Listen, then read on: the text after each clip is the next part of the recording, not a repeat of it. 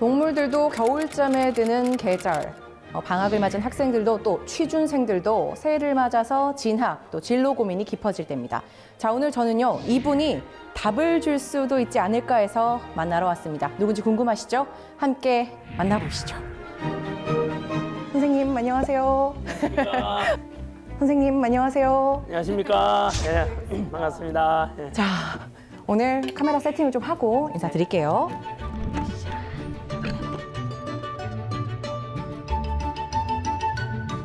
선생님, 안녕하세요. 안녕하십니까. 반갑습니다. 선생님, 오늘 선생님을 화면에서 보고 반가워할 분들이 정말 많으실 것 같아요. 그래요? 공무원들의 또 학생들의 아이돌 아니겠어요? 네, 아는 분들이 많으실 것 같지만 인사 한번 해주시죠. 네, 반갑습니다. 대구에서 수능 강사 했고 지금은 이제 서울 올라가서 노량진에서 공무원 강의하고 이제는 국민들에게 어떤 쓴소리 일타 강사 하고 불리어지는 그런 전환길입니다. 요새 이제 방학이잖아요. 네. 선생님 제일 바쁠 때일 것 같은데 요즘 어떻게 좀 지내세요? 방학이라서 더 바쁜 건 아닌데 요즘은 이제 그 방송 출연 요청도 많고 또 그다음에 또 책 쓰는 작업도 있고 그렇게 해서 조금 바쁜 것 같아요. 그리고 강연도 요청이 워낙 많이 들어가지고 이래저래 강연도 다니고 그렇게 하고 보냈습니다. 지금 우리가 있는 이곳이 네. 자랑스러운 또 선생님의 고향 그렇죠. 경산시지 않습니까? 실제로 제가 경산에서 20년 살았고 대구에서 20년 살았어요. 그리고 저 대구 경북이 잘 됐으면 좋겠다 이런 생각 늘 가지고 있고 저 경산시 홍보대사입니다. 아, 많이 봤습니다. 네, 홍보대사이고 고향사랑 기부제 거의 도 네네네. 기부자이기도 하고요. 네. 자, 지금 말씀 나온 김에 경산시 홍보대사로서 네. 경산을 좀 시원하게 자랑 좀 해주시죠. 지금 우리 촬영하는 곳이 마침 경산에 있는 삼성현 역사문화공원이죠. 보다시피 경산은 세 분의 성현이 계시는 배출된 곳이죠.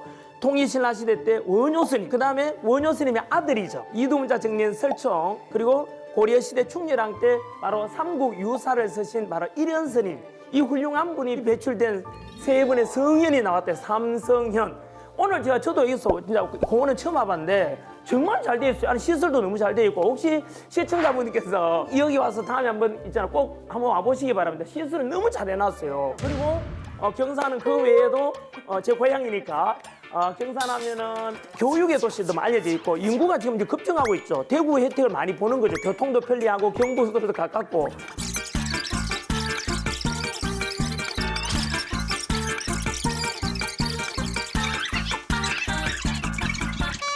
강의를 한다는 게 지금 이렇게 알려주신 것처럼 역사에 대해서 알려주고 또 어떤 특정 뭐 시험 준비를 위해서 알려주실 수도 있지만 어떻게 보면 그 학생들의 꿈의 과정에 계속해서 선생님이 곁에서 동행하는 과정이잖아요. 그렇죠. 동행자로서 어떤 좀 마음이 좀 어땠을지.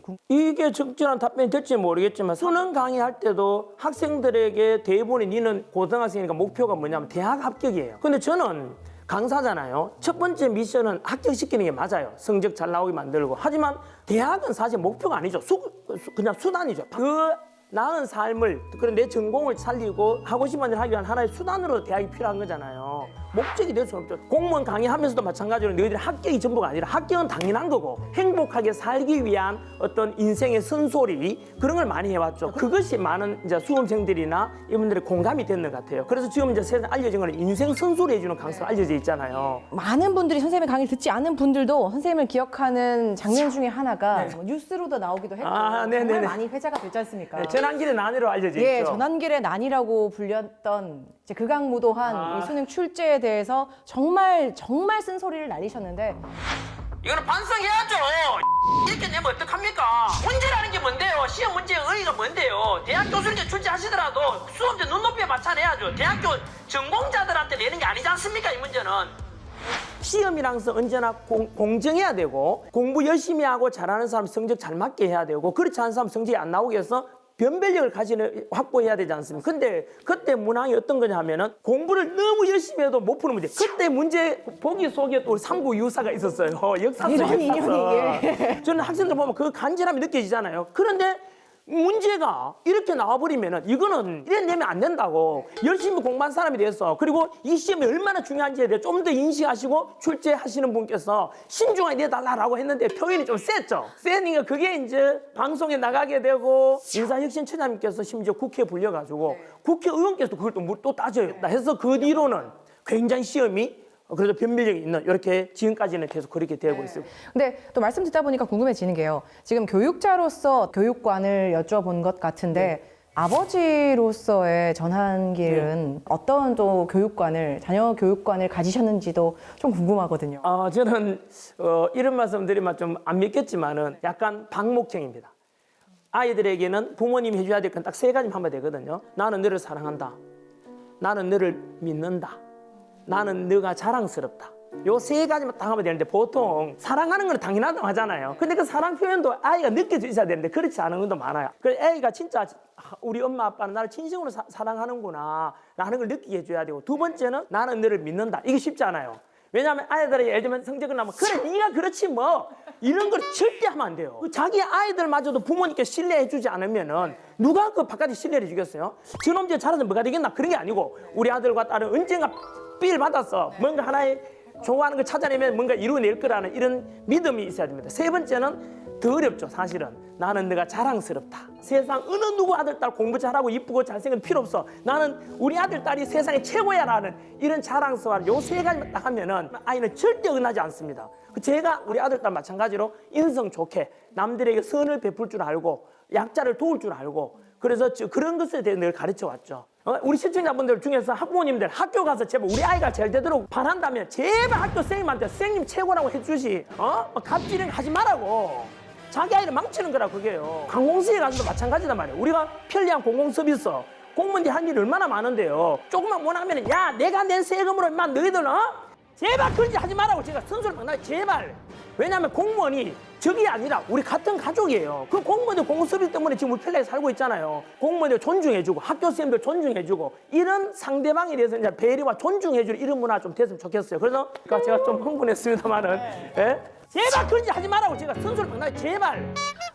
고민하고 있는 청춘들에게 전환길 쌤이 한마디 해주신다면요. 저는 가난한 농부의 아들 태어났거든요. 아빠 찬스, 엄마 찬스 하나도 없어요. 원래 강사 직업은 학생들이 볼 때 되게 잘생기고 이러면은 굉장히 선호도가 높아져요.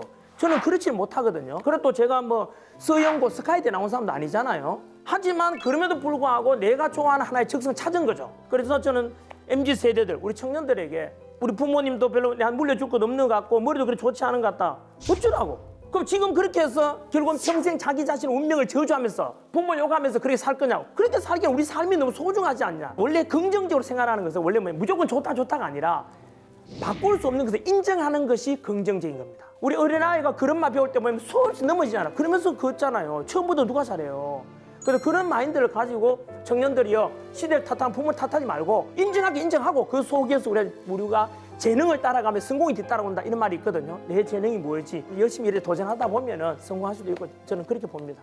청춘들에게 고함에 이어서 기성세대에게도 하고 싶은 말이 있으시다고요? 요즘 이런 말 하잖아요.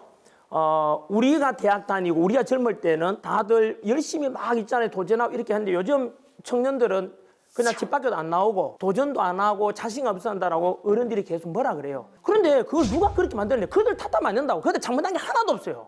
그거를 그 여건 만드는 게 우리 기성세대, 우리 이제 50대, 60대 이런 사람들이, 우리는 왜냐하면은 우리 부모 세대들 60년대, 70년대, 80년대 산업화 시대를 이끌었던 우리 부모님 세대들은 희생으로서 교육시키고 먹여 살린다고.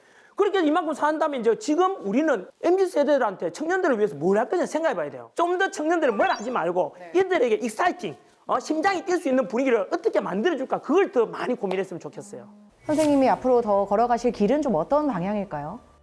저의 앞으로의 어떤 고향 와서 살까 이런 생각도 했다가도 아니, 아까 말씀드린 이건 약간 직무유기 아닌가. 앞으로는 이런 방송을 통해서도 청년들에게 또 부모님 세대들에게 이런저런 메시지도 전하는 그런 역할을 하고 싶어요. 유재석 씨 딱 하면 이미지 하면은 착한 유재석, 선한 유재석. 저는 욕하는 유재석, 쓴소리하는 유재석, 이런 역할을 좀 하고 싶어요.